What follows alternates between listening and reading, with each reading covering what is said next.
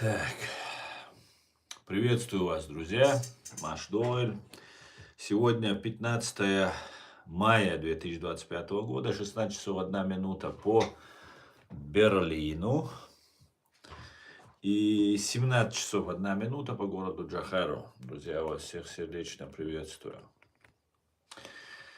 Так, о чем же у нас? Как мы обычно начинаем? Я еще просто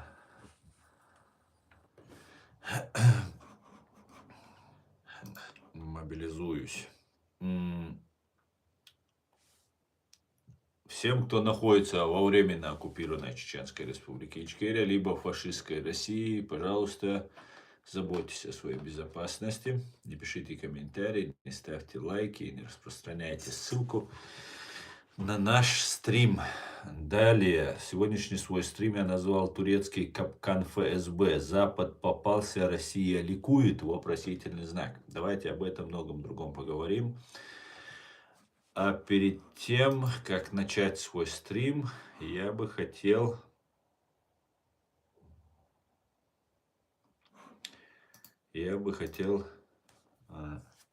сообщить информацию о потерях русских боевиков в Украине.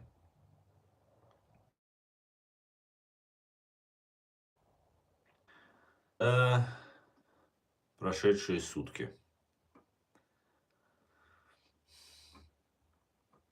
За прошедшие сутки ликвидировано и ранено 1220 русских боевиков, 8 танков, 13 боевых бронированных машин, 45 артиллерийских систем, 2 РСЗО, 1 антиаэркрафт система, 140 ВПЛА, 165 автомобильной техники и цистерны, 8 спецтехники. Слава ЗСУ, слава Украине. Сообщения не проходят. Да, не проходят. Не проходит. Салам, салам. И это тоже не прошло. Я просто почувствовал твой салам, да. Доктор Д.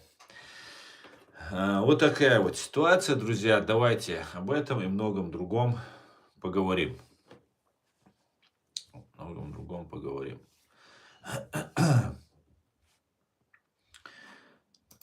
Так. Эркин, шалом, шалом, слава Украине, свободу Чеченской Республики Ичкерия. Амин, амин. Алга Казахстан, Эркин, Алга Казахстан. Так.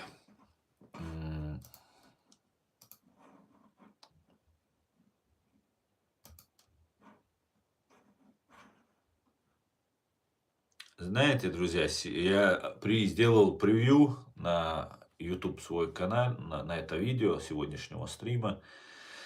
И написал, что бессмысленные переговоры, это искусственный интеллект сделал превью, поэтому там ошибка, если что. Это яд для мотивации солдат. Смотрел вчера одного очень интересного персонажа по имени Хант. По позывному Хант. Вы, наверное, может, тоже его видели. Это боец Челябинска, который сейчас лежит в больнице вроде бы с ранениями ног. Штурмовик такой. И мне запомнилось, много чего запомнилось, на самом деле. Интересный вообще человек. Очень интересный. Россиянин с Челябинска. Хант. Он, может, к народности ханты, народу ханты он себя относит. Внешне похож на русского, на европеоида. И он говорит, что, знаешь, говорит, я штурмовик, и вот эти посадки штурмую. У него там куча ранений, пулевых там 4, по-моему, он говорит, только пулевых 4 ранения. Осколочных там куча.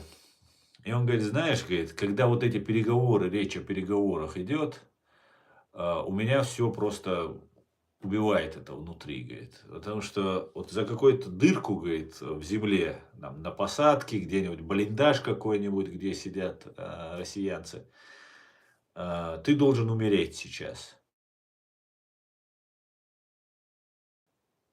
переговорах, давайте сейчас поговорим, давайте это, причем это бессмысленно, вот это обсуждение, все, ну, может быть, какой-то смысл есть от нас скрытый, мы просто не видим этого смысла.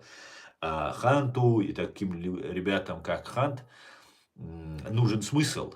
Без мотивации война не может вестись с солдатами, да, политики, они такие великие, все люди, все ордена, все медали, на политиков вешают, все регалии, а вот этим Хантам что делать?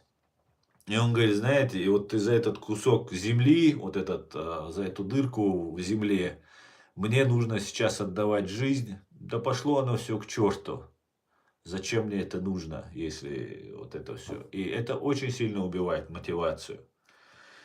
И знаете, мне непонятно. Я вижу, что там переговоры проходят то в одном месте, то в другом месте. Какие-то бизнесмены ездят друг с другом, там что-то, видимо, делят. Я полагаю, Россию делят. Ну, мне непонятно вот это поведение, которое, ну, просто никак, ну, для чего это делается? Я понимаю, что там Дербан идет, там откупается Путин, я полагаю, ФСБ откупается, да, ФСБшники в очереди стоят, сдаются все Англии, Америки. Ну, очень сложно понять, зачем это делается вот в таком виде, в таком формате. Очень сложно. Давайте об этом многом другом поговорим, друзья. Я уверен, вы тоже задавались такими вопросами. Для чего это делается? Зачем? Зачем?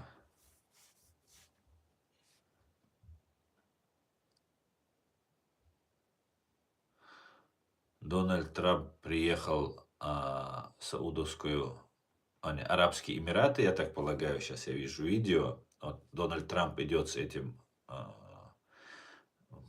принц или король у них Дубая, да, который главный у них там действующий персонаж. И вот они идут, вот уходят из гостиницы, по всей видимости, и вот так стоят в белом девочки, наверное, или женщины, ну, девочки, наверное, потому что там и маленького роста какие-то есть, с длинными волосами до талии, например. И вот так головой машут они этими волосами, не понимая, что это за прикол такой, но, видимо, это такое приветствие такое.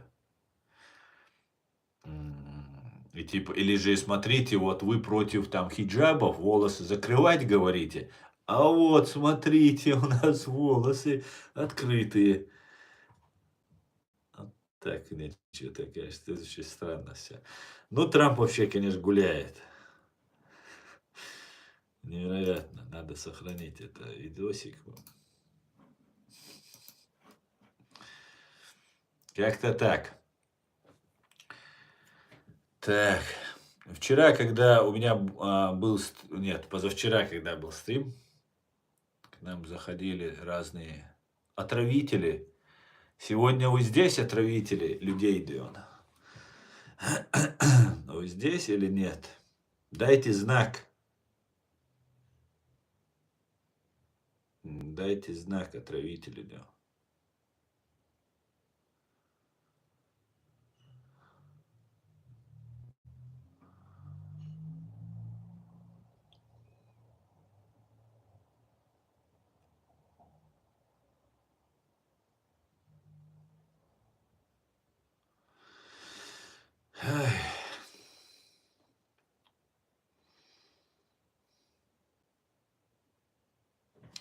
Ну, давайте комментариям к вашим. Всех, друзья, приветствую. Так, меня вымораживает. Европы, особенно лидеры, ведут себя как трусы. Помогли бы и уже оружием. Санкции вели бы уже давно. У них есть НАТО и ЕС. Развитые и богатые страны. Людские ресурсы. 500 миллионов. Ему отвечает Black Flame.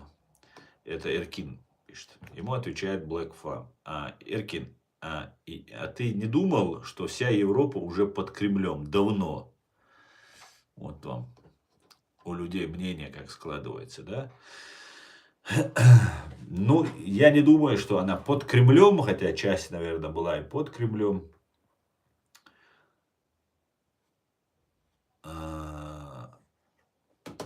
я думаю, что в этом смысле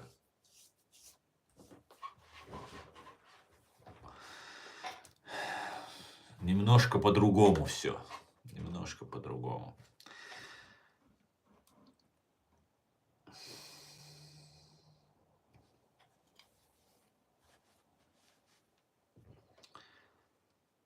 Под Китаем, а не под Кремлем.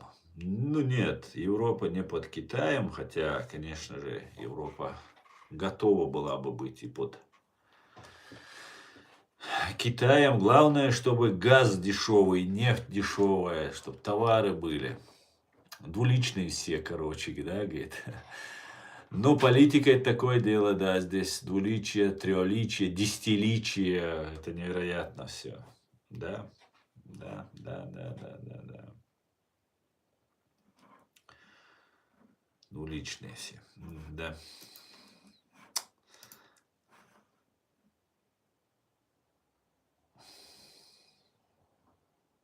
Кстати говоря, у нас в Германии планируют, знаете что? Вернее, активисты предлагают у нас в Германии запустить, в частности в Берлине, запустить вагоны для женщин. Понимаете?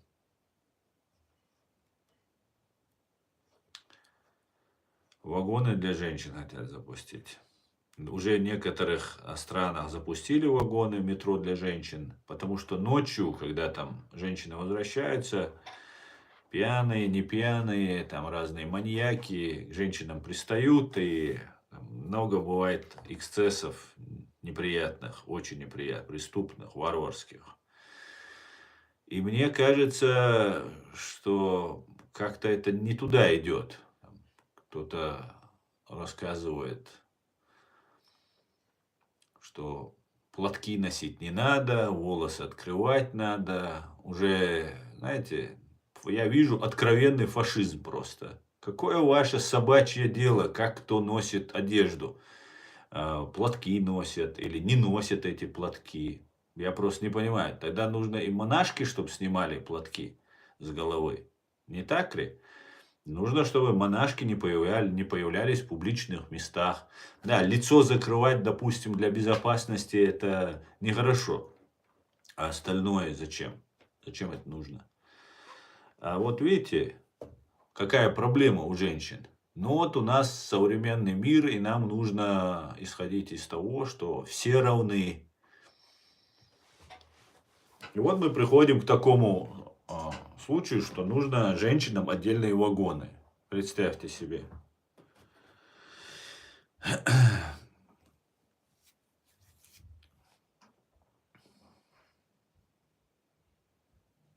Там же демократия, кто в чем ходит. Демократия это власть народа. И к одежде, к религии это вообще другое чуть-чуть. Одежда, а демократия это власть народа. Просто нам начали подсовывать под соусом демократии разные интересные вот, той или иной культуре вещи, там, традиции. Например, в Афганистане нам подсовывают, что нужно вот с лицом закрытым ходить. Вот у них такая культура, женщины должны вот с закрытыми лицами, там, ну, как там, бурка называется, или как это называется. У других другая культура, например. Но нам постоянно пытаются навязать. Зачем? Зачем лезть в это все? Ну, лезут, лезут, лезут, лезут. Не знаю для чего. Не знаю. Посадили Путина на шею, ФСБ, Россию на шею посадили. Сделали так, что фашистская русня совершала уничтожение целого народа. Все потирали руки, все погрели на этом руки все. А теперь, ой, видите ли, это проблема. Да какая же это проблема? Это ваше порождение, вы же все тут, и Украина в том числе, вы же все там с ними дружили. Зеленский выступал в Большом Кремлевском зале, там веселил всех наших убийц. Это все было. А для того, чтобы мы не слишком отвлекали этих великих и там суперразвитых, нужно просто объявим-ка их мы террористами, фашистами, исламистами. Все, и просто будем уничтожать. Все, пусть заткнутся. Какая свобода? Какая демократия? Какая конституция? Понимаете? Народ вышел, Советский Союз развалился, мы построили там свою страну после развала Советского Союза. А потом всем нужно у русских забрать там газ, нефть там и все остальное. Ну вот, давайте. Это какая демократия? Дудаев, что ли, демократ? Ах, вот демократ. Хорошо, сделаем радикалами их. Неважно, радикалы они, и фашисты. Главное, мы их назовем такими. И все, уничтожение. Вот и все. Вот и все. Вот и вся система этого мира.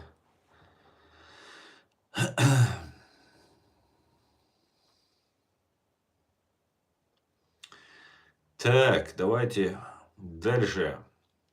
Недавно польские спецслужбы заявили, что их торговый центр сожгли по заказу русских спецслужб. Как такое можно было допустить, если они якобы борются против Рашки? Канал вот так такой есть. Я там жалобу написал. Просто на самом деле я уже устал этим жалобы эти писать на самом деле. Постоянно я там где-то вот это польский канал, вот так называется. Абсолютно прорусский, античеченские, кормящиеся с Ходорковского и с разных там, наверное, вот этих разных там фашистов и ублюдков канал. Это польский канал. Они борются так. У них там, ты вот говоришь, что вот они там сожгли, да, торговый центр по заказу российских спецслужб. Так по заказу российских спецслужб все их руководство польское, около 100 человек, было уничтожено. И ничего. Абсолютно ничего. Зато на границе поляки чеченцев не запускают. Не запускали сейчас-то. Не знаю, как там ситуация вроде бы. Сейчас уже похуже, наверное, еще стало. Не запускают. Вот не запускают. Все. Сидите на границе. Позорище просто. Позорище самое настоящее. Зато русских пропускают. Русские заезжают, выезжают тогда. Еще лет, наверное, 10 назад. Вот и вся вам Польша. Такая борющаяся с Россией. Такая вся принципиальная и так далее. Взяли, пригласили, сами дали добро на то, чтобы вот на расстрел вот этих польских офицеров и солдат, президента, первую леди, министра обороны, ну все, 100 человек, около 100 человек, высшее руководство. И просто заткнулись. Сидит, есть там одна депутатша в Европарламенте, не помню ее сейчас фамилию. Она Закаева курирует, Закаевская вот это там замминистра или там, ну, условно там никаких министров нет, они изображают просто эту роль. Поддерживают где-то вместе там что-то там, вместе они там какие-то мероприятия проводят. Вот вам Польша, вот вам, вот и вся эта система как выстроена, да. Абсолютно какие-то двойные стандарты, непонятные просто. Ну ладно, вы нас не жалеете. Мы поняли, что у вас ни права человека, ни человеческие ценности, ни международное гуманитарное право для вас ничего не значит. Ну, хотя бы инстинкт самосохранения у вас должен быть. Но нельзя же ради вот сиюминутных политических, экономических выгод свою страну, вот так, своих людей подставлять. Ладно, на нас мы вас не считаем никакими там гуманными, правозащитными. Вот такое вот отношение. Невероятно просто. Невероятно. И вот этот канал вот так сидит, вот этот чушь несет античеченскую, чеченофобскую. Мир меняется, миром правят буржуи, и они ищут себе выгоду. Подтверждается утверждение Маркса: буржуй продаст нам веревку, на которой мы его повесим. Думаю, что Путин считает себя покупателем веревки. Да, СЦ, Машвоваль. Да.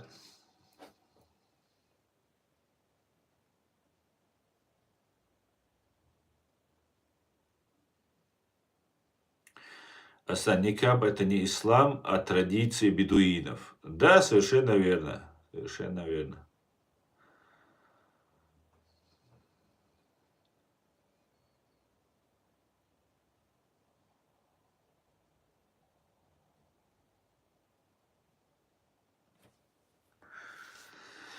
Брат, как думаешь, арабы боятся Ирана и Трампу триллионы дают, чтобы защищали? Ну, если честно, я не знаю. Я не знаю, боятся там Ирана или нет. Не знаю.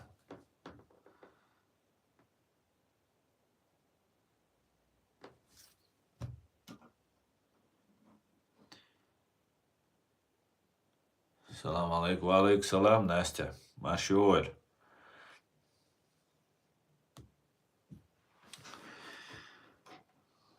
Арабы не боятся Ирана. Правители арабских стран боятся своего народа. Хорошо сказано.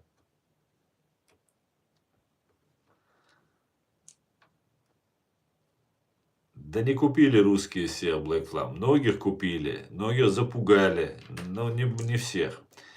А так, просто, я не знаю.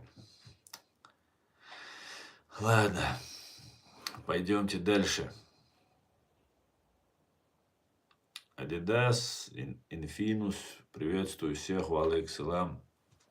Трамп хотят просто деньги собирает для инвестиций в США. Арабы живут в средневековье, короли и челядь. Ничего исламского там нету. Да, я полностью согласен. А вот знаешь, что странно, СЦ? Какая-то исламофобия в этом мире существует, да? И одновременно главными вот этими провокаторами являются вот эти арабские страны. Вот вроде бы они как бы должны быть там за справедливость, за правду. Абсолютно какие-то аморальные товарищи, да?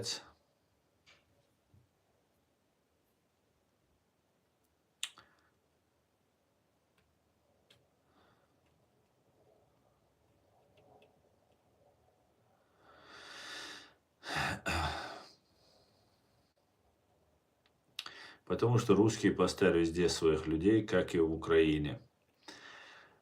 К большому сожалению, КГБ, да,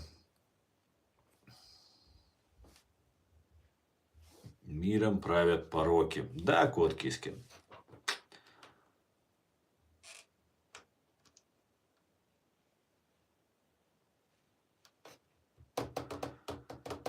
Что думаешь про переговоры в Стамбуле? Ну, если честно, я уже не стал эти переговоры смотреть. Ну, не знаю я. Постоянно какое-то вот подогревание. Вот в начале стрима я сказал, подогревание, а в итоге пшик выходит. Знаете, проигравшая, умоляющая о переговорах Россия, за ней все бегают. Приедет Путин, не приедет Путин, и все об этом трезвонят. Ну, уже нас, за полных идиотов держат. Ладно, немножко будем идиотами, но не за полных же идиотов. Как будто уже даже не смешно уже становится. Не понимаю, да? Победа Украины — это благо для России, говорит Альберт. Да.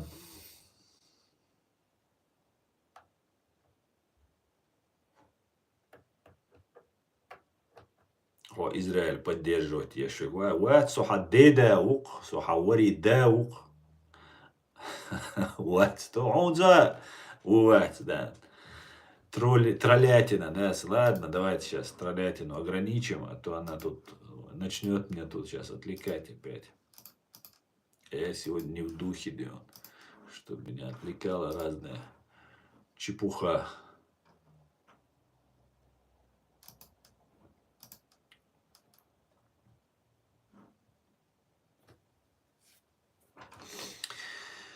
Чепуха разная, чепушила. Добрый вечер, очень умный, справедливый вы земляк. С удовольствием слушаю Баркалам. Добрый, шалом алейхум. Шалом алейхум.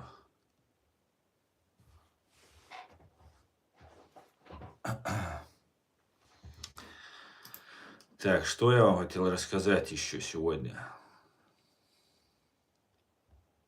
Я вам хотел рассказать, зачитать текст, написанный Аядом Идиговым. Ельцинская, ну вот еще в прошлом году, 2 октября это написано, 24 года. И я бы хотел для как историческую справку сделать это в видеоформате, чтобы это было.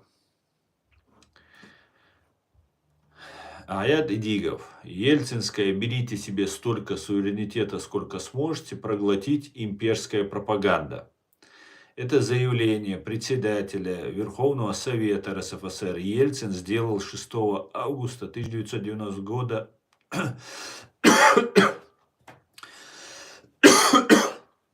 Давайте сначала. Сейчас, одну секунду. Для...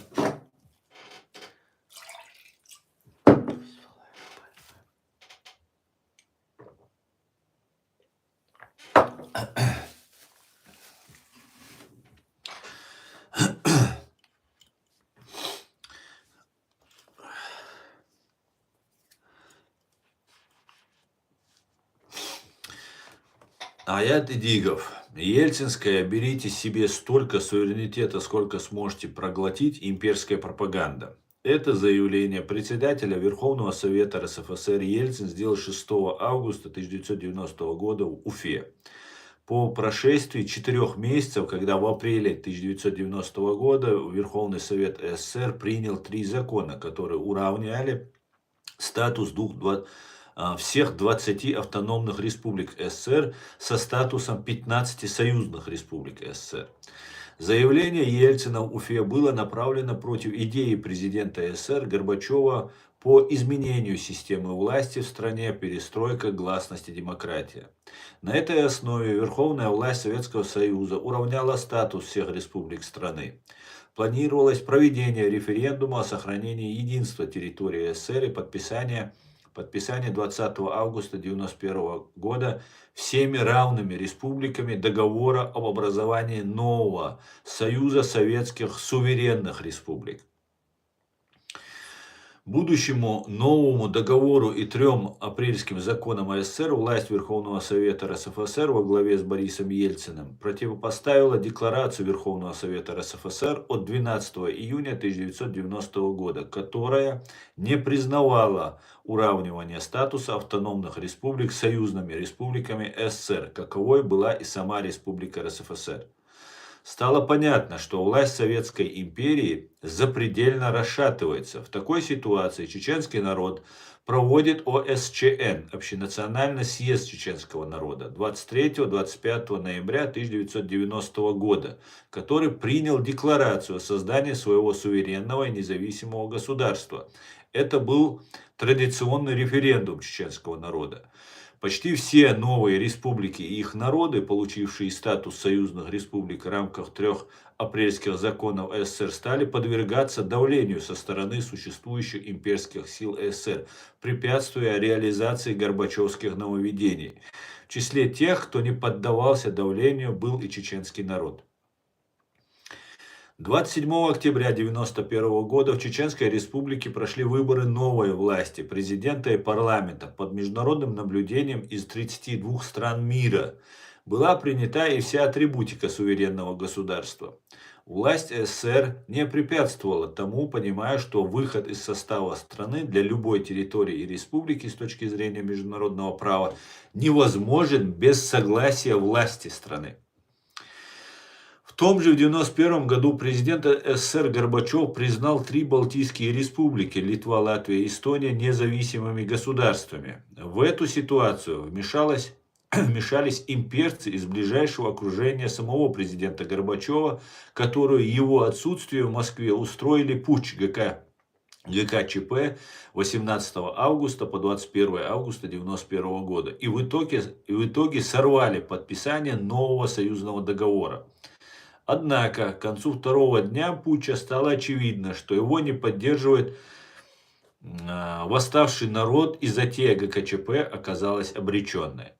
И только после этого на сцену вышел отсиживающийся в тени президент Ельцин, выступив на стороне народа. Ельцин своим указом номер 61 объявил о переподчинении себе всех министерств СССР. Вернувшись из заточения в Москву после путча, президент СССР Горбачев не был допущен к власти. И ему в этом препятствовал президент РСФСР Борис Ельцин, стремившийся возглавить СССР, хотя с юридической точки зрения он не имел на это права. 12 декабря 1991 года стало известно, что СССР развалили. И президент Ельцин был инициатором этого события под лозунгом «разойтись, чтобы затем сойтись», с тайным планом возвращения под свою власть всех территорий бывшего СССР. Важно отметить, что с момента исчезновения СССР вместе с ним исчезло и его законодательство. И вся территория бывшей империи оказалась в международном правовом поле. Бывшие 32 союзные республики из СССР получили возможность создания своих суверенных государств в одностороннем порядке. Имперские силы, коммунистические руководители бывших республик СССР незаконно все еще оставались во власти почти во всех республиках. Одни из них от имени народов республик незаконно подписали 31 марта 1992 года с РСФСР так называемый Федеративный договор и создали новую империю Российскую Федерацию. Подобное произошло почти во всех остальных странах, образовавшихся после развала СССР. Чеченская республика была одна из тех стран, которая не подчинилась беззаконию имперских сил. Чеченский народ избрал легитимную власть в рамках международного права, и наша республика вышла из состава СССР со всей атрибутикой суверенного государства. 12 марта 1992 года, находясь уже в международном правовом поле, парламент Чеченской Республики принял Конституцию суверенного, независимого, демократического правового государства. Президент Ельцин, опираясь на исчезнувшее законодательство после развала СССР, декларацию Верховного Совета РСФСР от 12 июня 1990 года, организует 31 марта 1992 года незаконное с точки зрения международного права подписание так называемого Федеративного договора с бывшими 15 коммунистическими руководителями бывших национальных автономий из бывшего РСФСР. Игнорируется мнение народов этих уже стран об избрании ими своего пути развития в международном правовом поле. Чеченская республика не участвовала в подписании Ельцинского договора. Отметим, что этот момент не стал для Кремля значимым, и он 12 декабря 1993 года незаконно вписал в свою новую так называемую Конституцию Чеченскую республику как часть своей империи. С этим решением Кремля в Чечении не согласились и переименовали свою страну 16 января 1994 года на Чеченскую республику Ичкерия. Российская Федерация, разобравшись с бывшими автономиями из бывшего РСФСР, приступили к реализации своего лозунга «разойтись, чтобы затем сойтись». В отношении 13 новых независимых государств, образовавшихся после развала Советского Союза, Кремль развернул военную экспансию на постсоветском пространстве, вначале совершив 5 агрессий против чеченского государства. Москва убила более 250 тысяч мирных граждан Чеченской Республики Ичкерия, и после 4 поражений от чеченского народа Кремлю удалось в 5-й агрессии оккупировать территорию чеченского суверенного государства. Власть Российской империи продолжает и сегодня реализацию своего преступного плана против новых государств, образовавшихся после развала бывшего СССР. Кремль, оккупировав территорию Чеченской Республики Ичкерия, захватил и часть территории Грузии, Украины и Молдовы. Против Украины с 24 февраля 2022 года Москва развернула вторую масштабную агрессию, которая продолжается и сегодня. 13 марта 1992 года Чеченская республика была признана членом ООН Грузией, затем Республикой Кипр, турецкая часть, и Афганистаном. А 18 октября 2022 года Украина, член ООН, признала территорию Чеченской республики Ичкерия незаконно оккупированной и осудила геноцид чеченского народа со стороны власти РФ России. Все сказанное выше указывает на подтасовку дат исторических событий властью Российской Федерации при развале Советской империи с целью оправдания своих преступных действий в отношении государств, образовавшихся после исчезновения в 1991 году с политической арены Советского Союза. Кроме того, Москва желает узаконить преступный захват 31 марта 1992 года через так называемый федеративный договор территории 15 национальных республик, стран. Ельцинское заявление «берите себе столько суверенитета, сколько сможете проглотить» стал одним из его лозунгов, нацеливающий массы к возврату утерянной империи. И поэтому присутствовала манипуляция в отношении народа в открытом общении 6 августа 1990 года в Уфе, 2 октября 2024 года. Аят Идигов.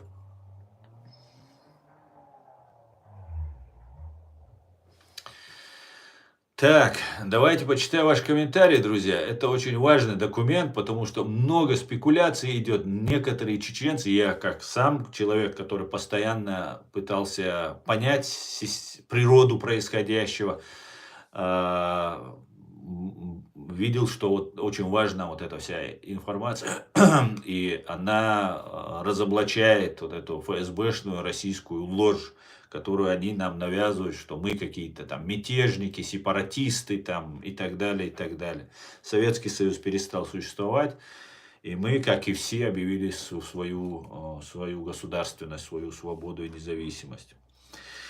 Так, Аслан, ты знаешь Константина Березина и Кот Кискин? Я не знаю конкретно, о ком вы говорите, но если вы говорите о мужчине лет 70, да, диктор какой-то там Березин. Вот эта фамилия мне знакома. Не знаю, Константин его зовут или как. По-моему, того звали не Константин. Больше не знаю. Ну, если напомните, может, вспомню. Салам алейкум, салам алейкум, чат, алейкум салам, позитрон, машой. Сними американский флаг, не позорься, повесь руснявы. Хорошо, обязательно повешу руснявы, обязательно. Как иначе? Обязан просто повесить.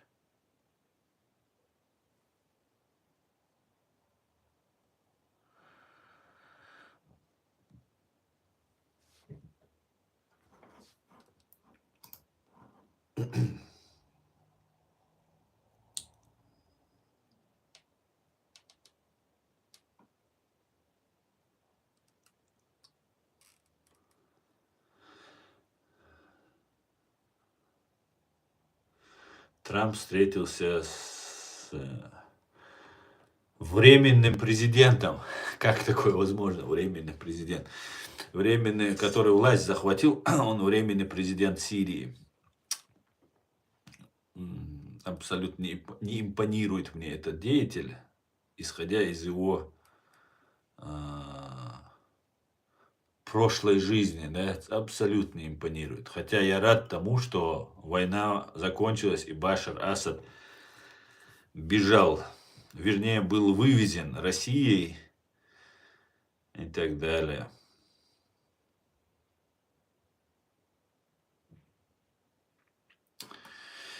Как-то так.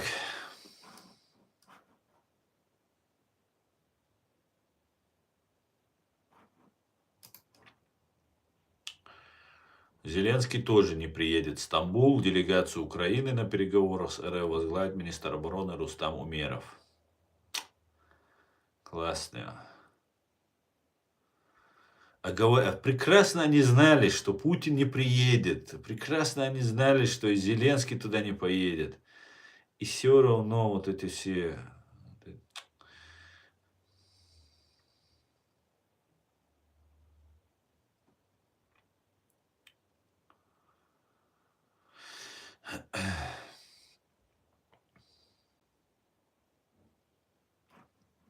Вот что интересно. Ведь сегодня же еще проходит саммит НАТО в Турции.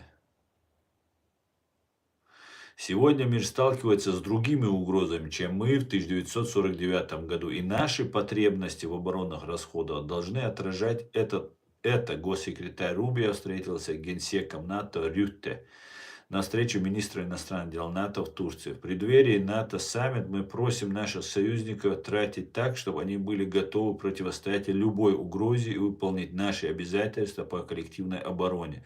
Это требует 5% расходов на оборону.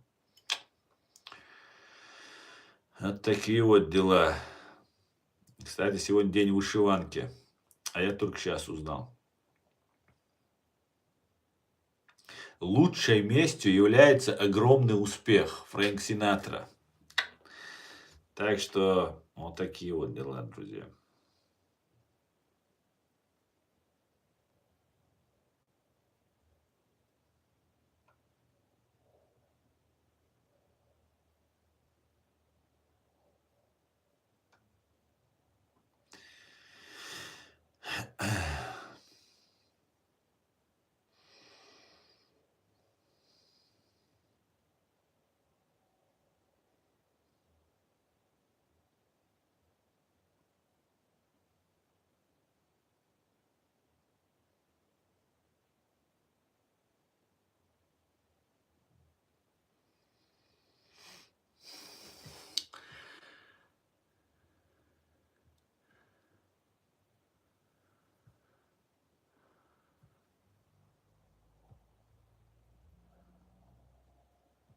Так.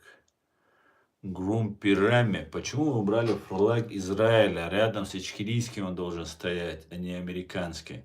Ам Израиль Хайваши. Я полностью с тобой согласен. Абсолютно. Очень красивый, очень мощный флаг и очень символичный флаг. Полностью согласен.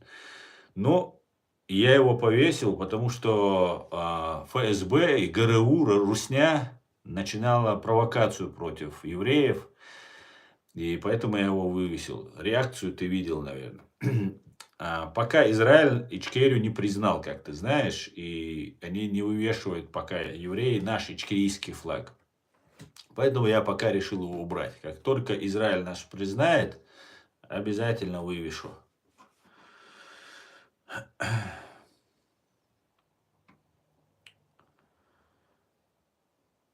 А то слишком много флагов у меня уже висело, и я, знаешь, как будто, короче, слишком много у меня было флагов в свое время. И все эти страны я уважаю, все, которые были.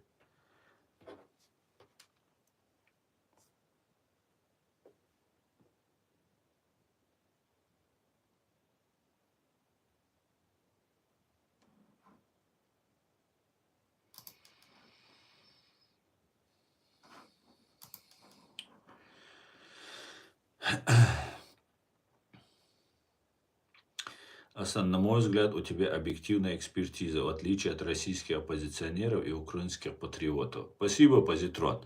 И знаешь, дело в том, что я ни на кого не работаю. Вот вся причина, мне кажется. Потому что российские оппозиционеры, они чаще всего работают на свою контору, ну и как бы пытаются здесь как бы Западу понравиться, Западу сделать приятно. Обратите внимание, уже больше 3 лет, да, широкомасштабная война идет, а вообще-то она идет уже больше 11 лет. Вот эти русские, российские вот эти оппозиционеры, так называемые, ничего не сделали для того, чтобы мобилизовать людей, поддержать. Почему? Потому что симулякры все. Их задача просто болтать сидеть. У них миллионные подписчики, там 30, просто сидят болтают. И не организовывают, ничего не делают. И постоянно всегда прослеживается интерес там, их империи. Вот так как-то бывает. Украинские патриоты, ну, я на украинском языке смотрю очень мало, а на русском языке украинское медиапространство, ну, практически все просто позорное просто. Абсолютно просто. Начиная от Фейкиных, там, Невзоркиных и всех остальных, которых они все пригласили, из них сделали. Ну, позорище. Это просто, я надеюсь, что за это будет спрос, когда вот с фронта те вернутся, будет спрос с тех, кто это делал, я так полагаю, это администрация президента, подоляки, там разные вот эти все, которые открыли канал Кавказ Freedom, ну позорище просто, позорище. Мы тут сидим, украинцы, если вы есть, кто воюет, кто на самом деле против этой России, то обратите внимание на Кавказ Freedom, этот канал. Это самое большое позорище, которое может быть в отношении Украины по сравнению с Кавказом. Позорище то, что так называемый имам Шамиль Чечни и Дагестана, его у вас там хотят сделать. А вы знаете, что имам Шамиль капитулировал и завещал не оказывать сопротивления России. Понимаете? Значит, вот герои у вас появляются. Вот вы гибнете, жизни отдаете, увечья получаете. А ваш герой это имам Шамиль должен быть. Понимаете? Причем он имамом был нашим, на чеченцев. Мы его 25 лет на своем горбу возили, пока нас 6% не осталось. Понимаете? Полностью на чеченский народ был истреблен при помощи Турции и России. Ну, Россией при помощи Турции. Понимаете? И вам то же самое грозит, если вы будете себя так вести.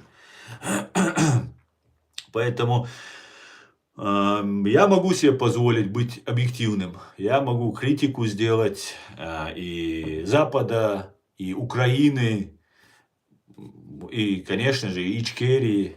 Тоже я не ограничен. Я не подчиняюсь никому, никто мне не платит, только своей совести. Валейк салам, Флойд. А так все сидят, рассказывают там какие-то сказки. И делают вид, что они там объективные, независимые и так далее.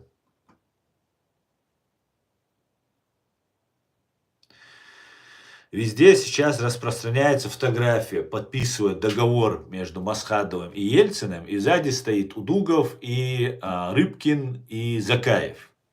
Вот этих людей, как мы знаем, выяснили у Аяда и Дигова, организовывал Аслан Масхадов. Этот Аслан Масхадов этими людьми был всеми предан. Практически всеми, вот, которые вокруг него были. И здесь фотография, что ложь этой фотографии в чем заключается. Уверен, что это какие-нибудь там закаевские, вот это распускают эту систему. Такая она массово пошла. Так.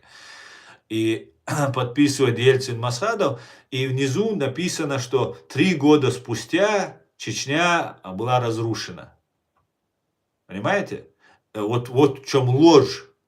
Они подписывали этот договор, когда вся Ичкерия была разрушена просто. Понимаете? И оба, кто стоят за спиной Масхадова и Ельцина, они сидят, подписывают вот здесь фотографию, Закаев и Удугов, они предали эту Ичкерию. Один за Россию, другой за Турцию сейчас действует. И может быть за Турцию и Россию, да за всех там. За кого, за Англию, за кого угодно. Главное не за чеченцев, не за Ичкерию.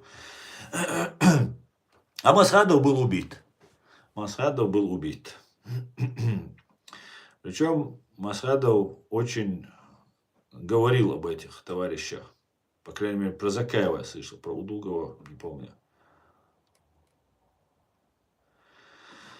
Вот такие вот вещи. Пропаганда везде забивается. Важно, знаете как, в наглую, вот вы говорите, правду вы показываете людям. Абсолютно плевать. Просто та же объективность украинских пропагандистов заключается в том, что за все это время меня смотрят, первое это русня меня больше всего смотрит, и потом идет Украина. За все это время ни один человек, ни один украинский пропагандист не задал вопрос Закаеву, Кутаеву, там, другим, третьим, десятым, А почему вас так называют? Почему вы подписывали договор о России, что вы часть России?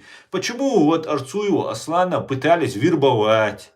Почему ваш майор Джамбетов и другие там разные деятели, которые вокруг вас есть, они почему оказываются в России, являются пропагандистами? Вот необъяснимо просто. Сейчас Джамбетова, видимо, сняли с дистанции, потому что, ну, слишком засветился Джамбетов, и нужно было как-то показать, что это не майор Закаевский, майор Джамбетов, а психически больной. Представьте, вот вы видели картину, где Джамбетов говорит, что он в психбольнице был и так далее, и пропал.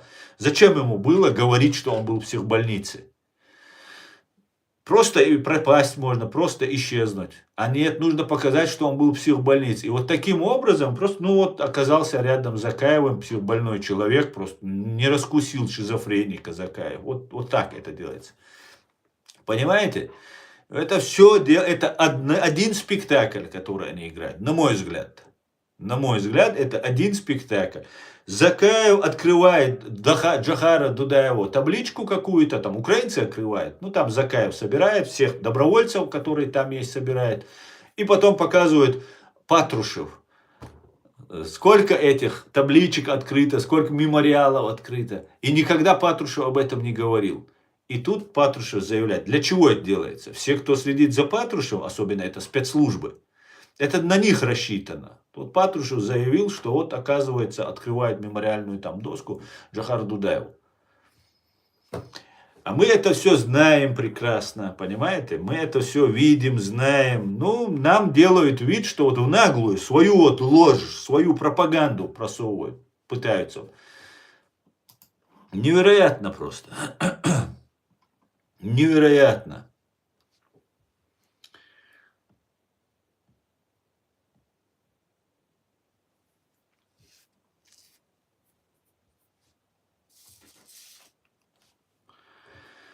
Невероятно просто. Почему Европа, я не заметил, сейчас такая слабая, говорит. Ну, я не знаю, почему она слабая. Я думаю, что Европа в погоне за прибылью просто упускает многие вещи, которые когда-то сделали ее мощной, сильной державой. Наверное, так. Не знаю.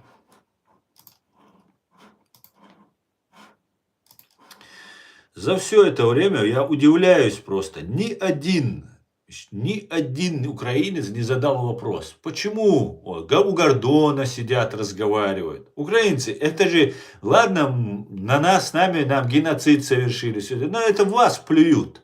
Вот всех, кто воюет, плюют. Всех, кто гибнет каждый день, ранения получает, это на всех вас плюют. Понимаете? Просто ваши все пропагандисты, почему я считаю это все пропаганда и пропагандисты, ни один этот вопрос не поднял. Ладно, найти его не проблема, задать вопрос, там где-то написать ему в конце концов.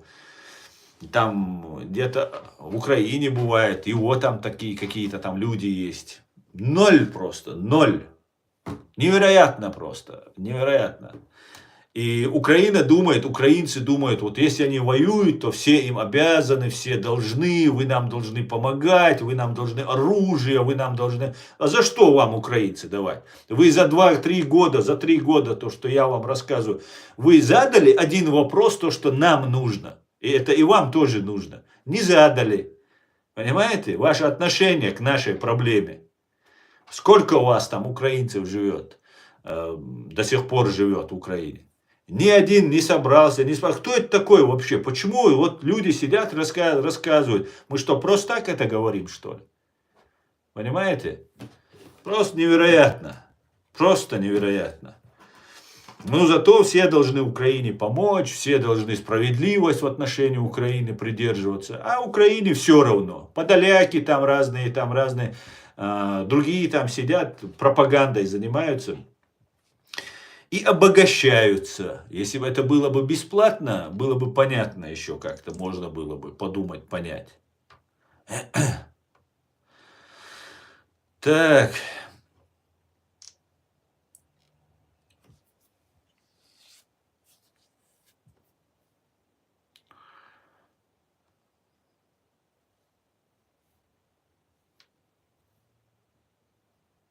Анастан, администрация президента Ермака делает свое дело. Знаете, что интересно? Есть такой швец, да, блогер, там, бывший КГБшник и все такое. Я к нему очень настороженно отношусь, ну, относился. И он прямо говорит, что Ермак связан с КГБ, что он встречался ну, вы видели, наверное, эти ролики. Он прямо об этом говорит. Этот человек не просто там сидит, у него миллион там подписчиков, уже больше. И его в России не запрещают. И в Америке, я думаю, в курсе, да, что этот человек этим занимается, чем он занимается. Он прямые стримы не проводит, записывает видео и выкладывает, если я не ошибаюсь. И он про Ермака говорит, что они в Оман летали, встречались с Патрушевым. Это для чего делается? Это американские, на мой взгляд, американские спецслужбы дают украинцам пищу для размышления. Что вы сделаете, если окажется, что Ермак с Зеленским встречаются в Омане? И Ермак потомственный там КГБшник там, или ГРУшник, кто он там. Потом украинские вот разные спецы, там, офицеры говорят о том, что там, и этот же швец говорит, что, вот помните, Вагнер Гейтс, когда из Белоруссии там они ехали, и эти вагнеровцы нанимали их как наемников, и потом провал произошел операции, потому что Зеленский их слил просто. А почему слил? Потому что Вагнер это путинская. Почему Евгения Нужина отдали России, чтобы они его казнили публично кувалдой по голове? Потому что это путинские. Почему кадыровцев, тоже ЧВК Кадыров, есть Вагнер ЧВК, есть их много разных. Это все путинские. У каждого есть свои там банды. И ноль. Просто отпускают, обменивают якобы. И Закаев помогает это. Вот почему это происходит? Вы можете мне кто-нибудь ответить на эти вопросы? Как так получается, что сидит человек, киргиз Мусиханов, к нему приходит Закаев и Джамбетов, закаевский майор, и обменивает этого. И потом он в штурмовиках штурмует, нам показывает, как он дальше воюет и так далее. Можете мне объяснить? Вот у меня в голове это не умещается. Как это все происходит? Почему украинский офицер,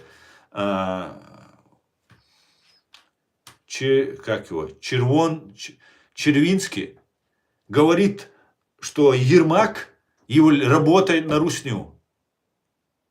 Ну как так? Люди каждый день сотнями гибнут, ранения получают.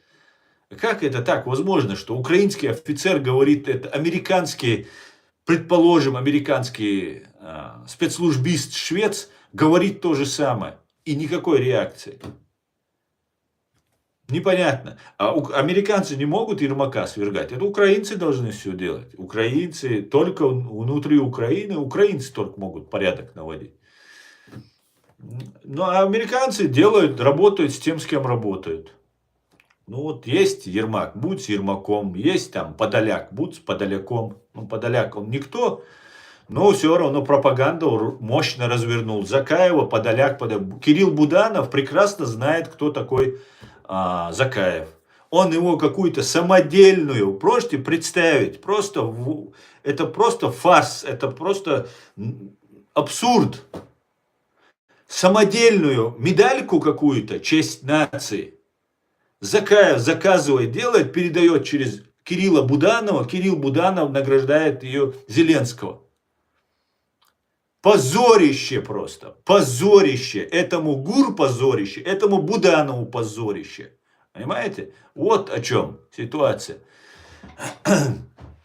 Рассказывают. Они с русскими они так борются. Что-то я не вижу, чтобы с русскими так боролись. Да? Что-то давно Кирилла не видно. Буданова, да?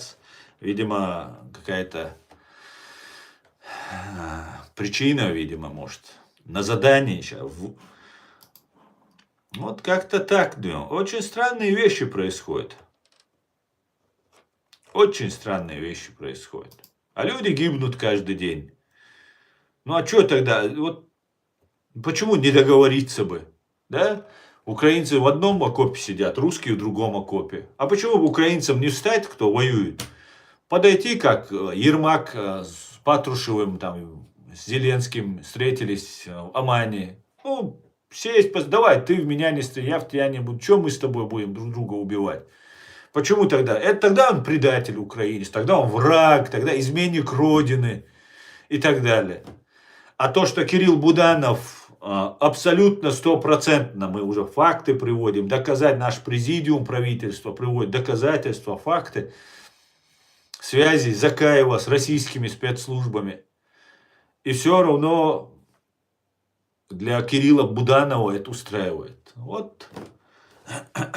Я так полагаю, Кирилл Буданов это родственник того Юрия Буданова, который у нас дома людей убивал. Кстати, он с Донецка был. Я думаю, именно поэтому вот этого садиста, фашиста Юрия Буданова, тоже с Донецка, с Украины, может, и поэтому его сделали козлом отпущения, и он один самый главный убийца чеченского народа стал, Юрий Буданов. Это чтобы нам показать, что это были украинцы, которые были. Тут мне один тут писал комментарии, там большие, как он там никогда не слышал, не видел, чтобы какие-то там отпускники были там и так далее. Ну, значит, вы ничего не следите за ситуацией, друзья. Ну да ладно.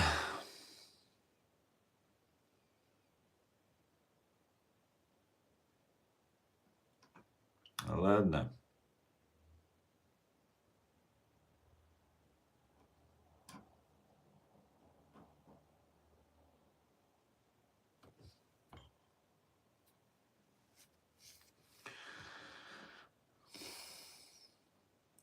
Странно это все. Вообще странная эта война. Очень странная. Очень странная. Начиналось все как по-настоящему все, а потом в какой-то фарс это все превратилось. Вот что я вижу. Вот что я вижу. Заходят войска в Украину в 22-м, 24-м, в 22-м году. Дороги прокладываются в Украине. Заходят войска, Зеленский предупреждает, что не, ничего не будет, мы тут на шашлыках туда-сюда. А почему вы это делали? Ну, чтобы паники не было. Так паника была как раз таки из-за этого. За то, что предупреждали, все будет хорошо, а тут русские ломанулись. Паника из-за этого была. Люди ломились все с Киева, уезжали, бежали. Но только паника была не у тех, кто должен был защищать, а у простого мирного населения. Ну, вот странные, это очень вещи странные происходят. Такое впечатление, что русским дали зайти, уничтожили их, дали украинцам почувствовать вкус крови, победы. Ну и все. А это вот это мясо просто пустили в расход. И все, и понеслась. Невероятно. Невероятно.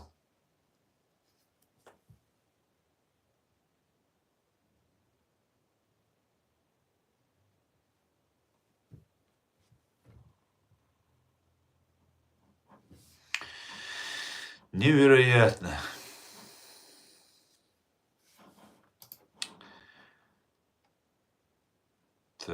Так.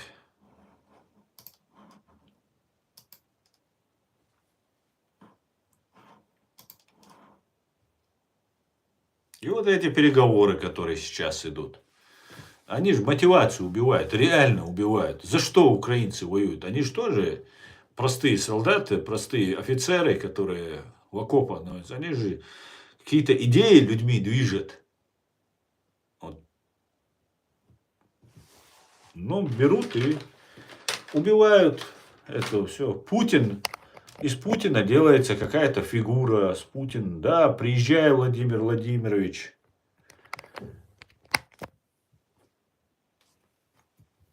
Да, убивают по-настоящему. Ну, тот, кто в окопах находится, для него она настоящая, эта война. А все остальное непонятно. Непонятно.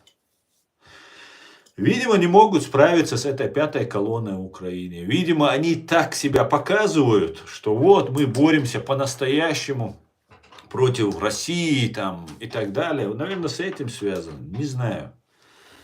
Невероятно. Невероятно. Боремся по-настоящему.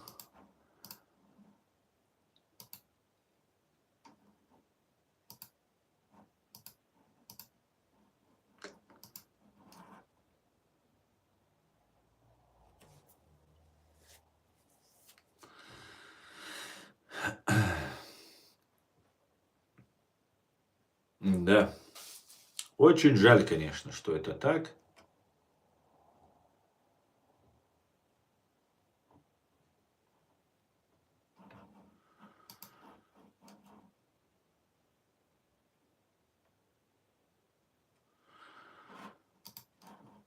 Ты серьезно веришь в то, что сейчас говоришь? Что ты имеешь в виду, Алекс? Что странная война, в это я верю? Или то, что для меня необъяснимо то, что происходит, да? Какие непонятные движения. Знаете, когда эти непонятные движения происходили у нас, потом оказывалось, все, кто был против России по нас на самом деле, его ликвидировали, а кто оказывался вот этот непонятную ситуацию создавал, те оставались каким-то странным образом. И подписывались Россией, что мы часть России. Вот о чем я говорю.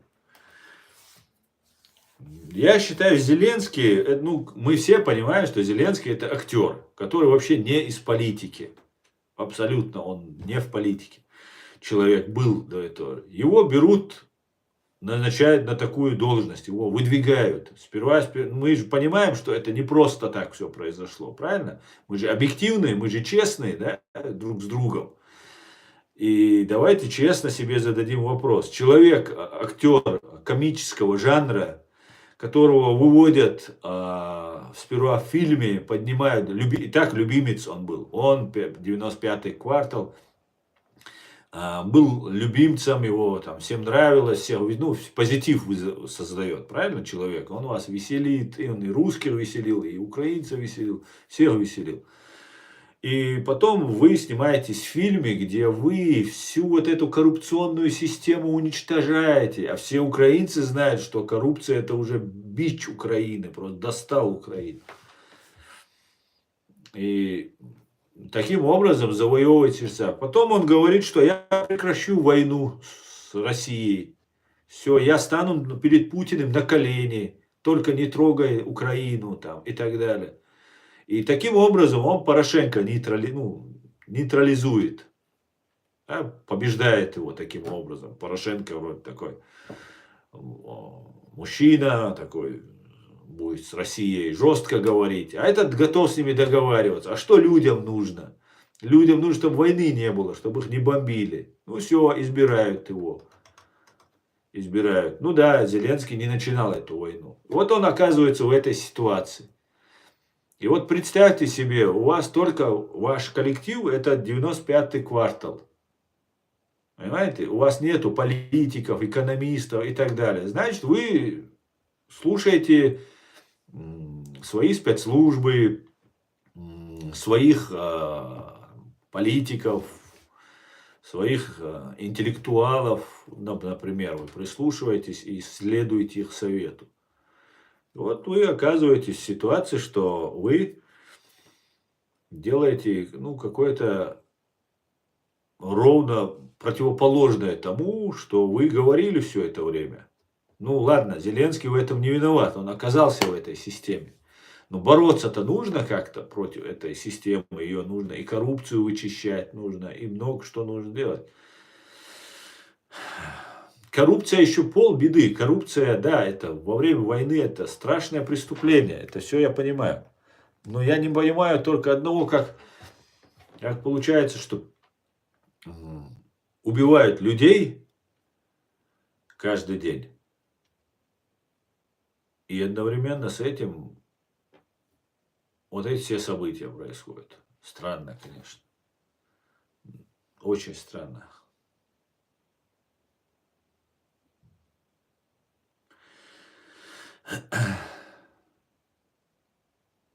И это ты не видел заранее, Асан? Нет, Алекс, ты не поверишь, да, я не видел. Не видел я этого. Я видел только украинцев. Я украинские гимны пел, я одевал украинскую вышиванку, а меня тут называли там, ну, всеми нехорошими словами. Сейчас в Украине только. Окружение Ахмеда Закаева вербовало меня работать на Россию, чтобы я внедрился в украинское общество. А я понимаю, что меня хотят в этом задействовать. Дистанцировался, их послал к черту, опубликовал информацию, написал заявление в прокуратуру и дистанцировался от украинцев полностью, чтобы никаких контактов даже избегать, чтобы, не дай бог, меня сейчас, я наврежу как-нибудь, да, как, не дай бог, что меня сейчас используют. А украинцы ничего по этому поводу не парятся. Я говорю публично, доказательства. Я вот живой, здесь сижу, в Германии, в Гамбурге. Мой адрес все они знают прекрасно, номер телефона, мой WhatsApp, всем известен. Невероятно. Конечно, я не знал. Конечно, я не знал. Потихонечку приходило понимание, приходит понимание, что происходит.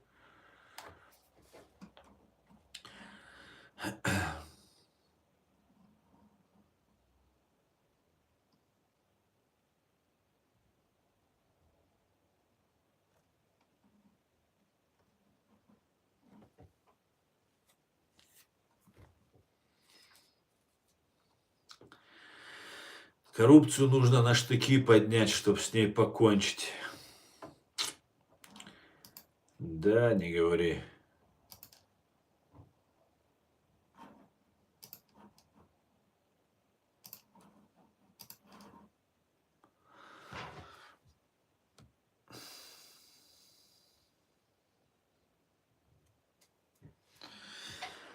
Аслан, для украинских СМИ чеченцы, буряты и другие враги, а русские, введенные в заблуждение Кадыровым братья.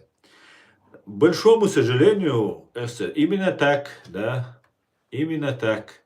Они рассчитывают, что они с русскими будут в мире. Не те, кто гибнет каждый день в Украине, а вот это подоляки разные, там другие, вот эти пропагандисты, они, да, именно так считают, что Бучи их вырезали буряты и чечены, вот так они считают. Что это не политика государственная, что украинцев голодомор не делали, 2, 3, 4 миллиона человек с голоду не убивали. Не говоря уже про остальные 40 миллионов, которые, ну, просто пережили это все. Ну и так далее, и так далее. Да, абсолютно так. Да. И это показывает о том, это очень хорошо демонстрирует вот эти экзотические украинские пропагандисты, которые каждый божий день сидят и с зэками разговаривают. Эти зэки рассказывают, вот жена звонит мужу, она вообще не берет трубку. Что я с ним буду разговаривать? Да нас записывают. А зачем мне это нужно? Представьте себе, жена говорит. Мать говорит, там, раненый сын там в плену, по-моему, раненый он сидит. И она говорит, ты мне дайте, пожалуйста, этому сынку моему трубку. Ты там это, пин-код от карты там, туда-сюда. И это как бы не самое главное, там, то, что замечается. Замечается, сидит экзотический блогер, нам рассказывает, что в Чечне, видите ли, берут медицинские, там, разные страховые вот эти, как это называется у них, вот эти выплаты, что инвалидность делается, и вот поэтому делается. Невероятно просто. Невероятно. И по ним видно, и украинцы не возмущаются. В комментариях смотришь под этими там, каких, Карпенки, Золкины, смотришь под их комментариями, никто из украинцев не возмущается. Чего вы эту чушь несете? Зачем вы против чеченцев настраиваете? Никто не говорит. Не задает вопрос. Наоборот, миллионы просмотров, там все круто и так далее. Да, к большому сожалению, украинцы, многие до сих пор считают, даже сейчас в Украине смотришь, один извинялся, пьяный был там, и он там гонит там на украинскую армию, там на все остальное, а потом извиняется, да, что я виноват был. До сих пор есть люди, которые у тебя убивают, уже сколько украинцев погибло, сколько населенных пунктов разрушено. До сих пор сидят люди, рассказывают о том, что, ну, неизвестно, кто прав. Ну, может быть, ну, Россия же, она же тоже имеет, у нее же свои интересы какие-то. Какие интересы? Какие? Еще раз добить украинцев, оставшихся в Голодоморе, то, что не доморили, нужно дальше убить. Вот это получается так.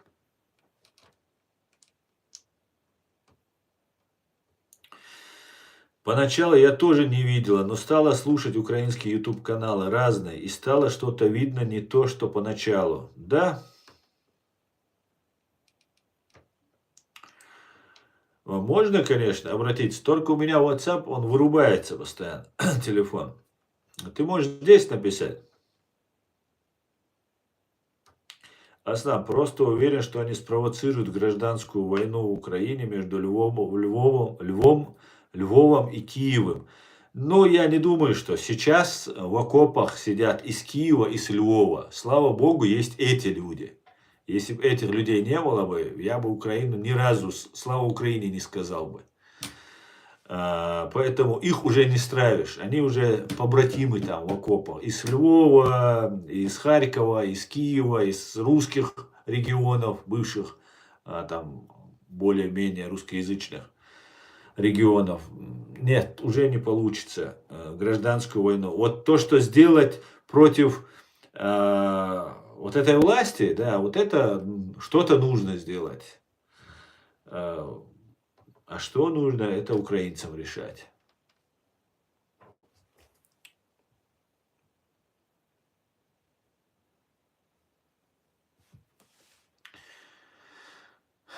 Cold Steel, Ukrainca, bűhomsját, gazgsan juhkélesű bűhoms. Ide, Ukrainca, garcsal kamdo, konribols, gustuvain bui, лечабу, мягкорибу, он кентибу. Гасхшам вахбелеш, ищу бюхомш. Вот с этим я согласен.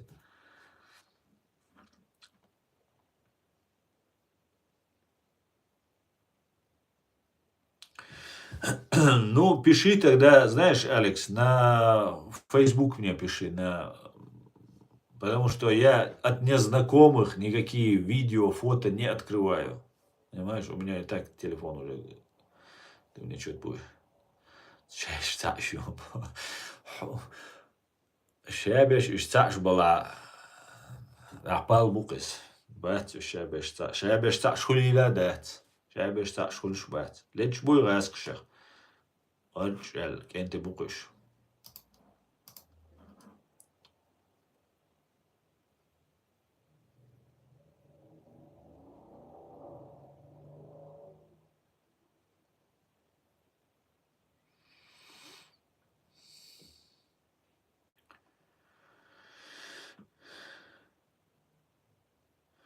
Да, Роман Червинский его зовут, этого украинского спецназовца, офицера.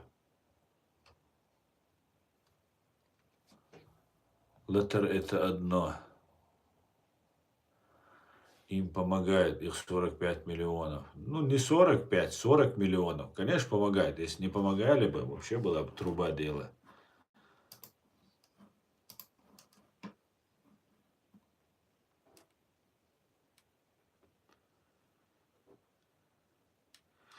Кстати говоря, Алекс, если ты в России или россиянин, то можешь не писать, сразу говорю. Я смотрю и на украинском языке, и на русском украинские каналы. Много, очень много даже вышиваночное отсеялось, так как такая же пропаганда, как и в их марафоне. И в Зеленском вижу Лукашенко. Это просто катастрофа, вот монетка. Это просто ужас. Билефельд, есть. Все отлично. Тогда пиши, конечно. Асан, тот, кто тебя спрашивает, он воевал за родину Ичкерию? Ты это говоришь в вопросительном, да, в смысле? Спрашиваешь? Cold Steel. Cold Steel. Ты воевал за Ичкерию? вопрос из Ютуба в ТикТок, да. Да, задал ему я уже вопрос.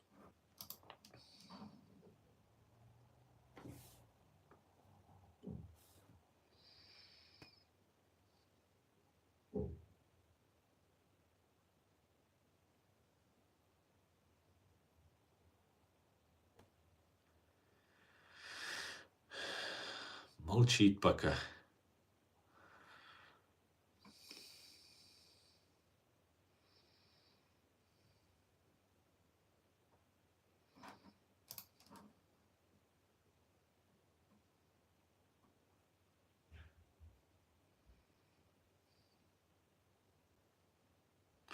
В семье Набережных Челнах родился Святомир Владимир. Ранее ребенка хотели назвать Орешником. Новорожденного решили назвать в честь Путина. У него уже есть сестра Россия, Святосия, Святоросия и, и род природородушка.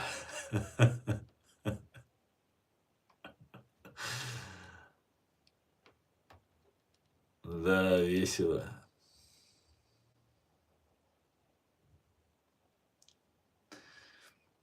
Не говорит он.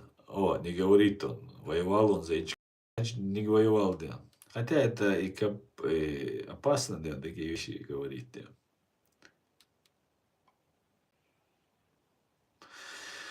Так, интересное, конечно, кино получается.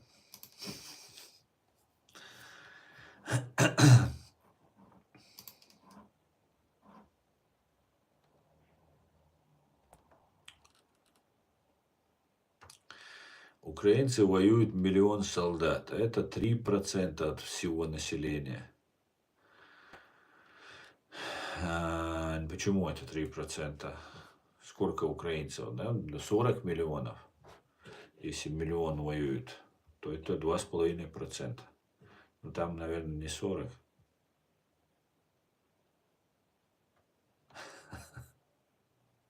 Да, Бабанятка, точно.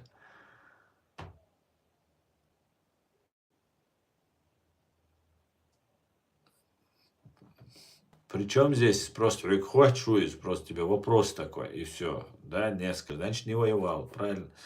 И все, задает вопрос. Волков боятся в лес не ходить.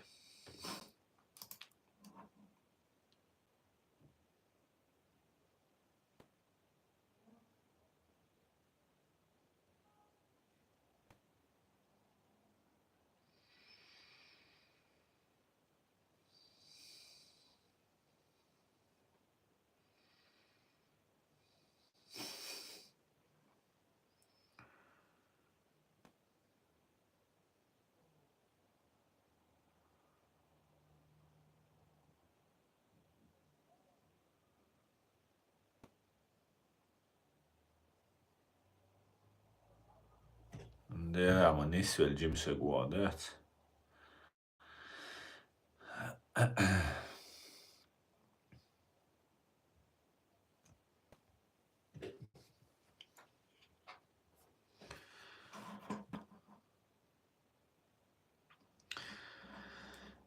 На России настоящее праздничное настроение. И как утверждают сами пропагандисты...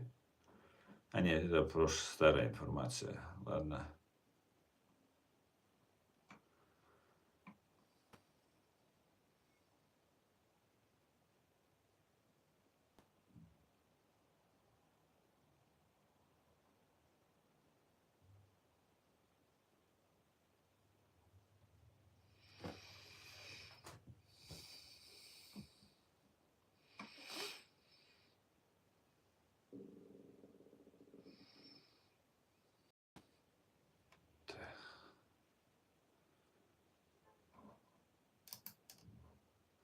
Кстати говоря, по теме сегодня, то, что мы говорим, смотрите, как раз российско-украинская война, это группа такая есть.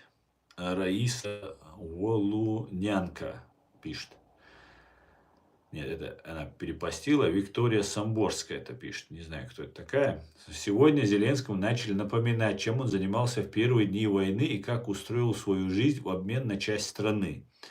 Однако то, что его жизни что-то угрожает, он выдумал, потому что для нашего врага оказал огромную услугу, уничтожив обороноспособность Украины до военного вторжения. Сегодня человек, который сделал все, чтобы прийти в Украину, русский мир, Новинский, выдвинул ультиматум нашему президенту либо извиниться, либо обнародовать доказательства инициативы Зеленского разобраться с агрессором за спинами защитников Украины. Я считаю, что Путин со своими марионетками начал небольшими порциями идти на компромисс, чтобы заставить Зеленского сделать обещанное в Омане. Более того, что Зеленский и Ермак занимаются рахитованием общества изнутри, коррупцией, неуважением к военным, свавилем в правовой и судебной системе. Это, видимо, перевод, поэтому извиняйте, если что. Разрушая отношения с союзниками, дискредитированные институты власти, политически преследуемые оппоненты, постепенно движущие страну к поражению. Осталось выполнить последнюю задачу – подписать условия мира, которое уничтожит способность Украины защищаться. Роман Червинский.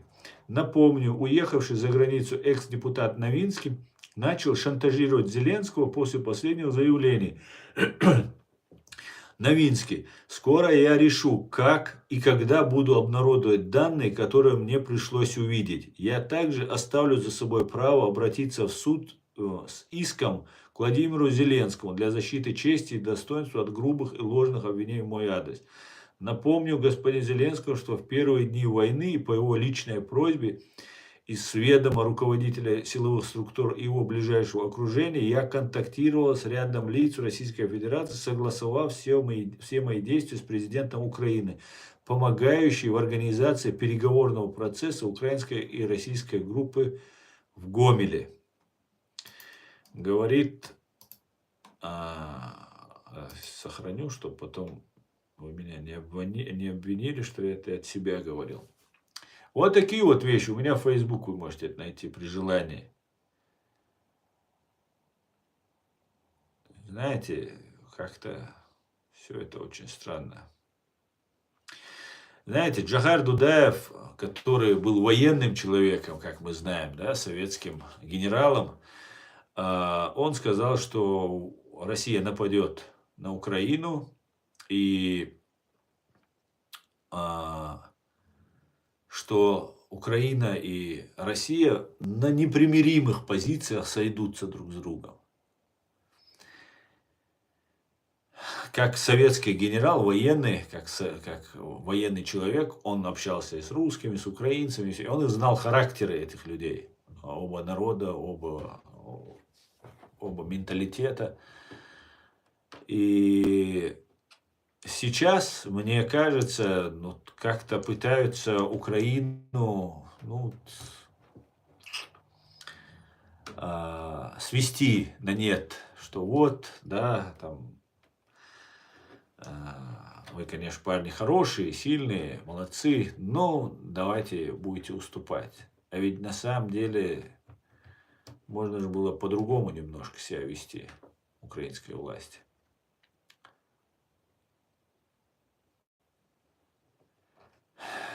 Не знаю. Алекс, ночи, о.